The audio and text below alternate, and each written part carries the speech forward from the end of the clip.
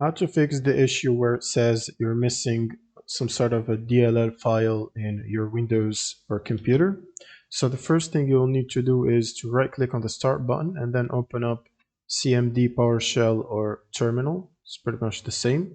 And then you will need to run the following command, which is DISM space / online space / cleanup dash image like this, and then space / restore health, and then you want to press enter. You will need to run the command line or PowerShell as admin to be able to run this command, and then you want to press enter and wait for it to finish running.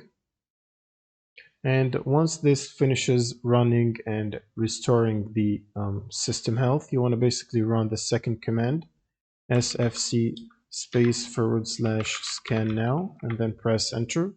You'll also need to run as admin to run that command as well, and wait for it to finish scanning the computer and repairing the corrupted files. And what you can do next while waiting for these to finish is to open up your browser, and then you want to search for DirectX runtime and click on the first Microsoft link, and then make sure to select the language right here and download and install the DirectX runtime installer. And once you finish installing this, you'll also need to install the redistributables by searching for redist.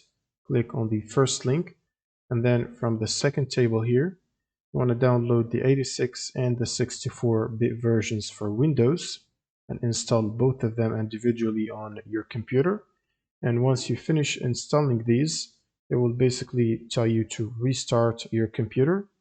And after restarting your computer, that should fix the DLL files missing issue.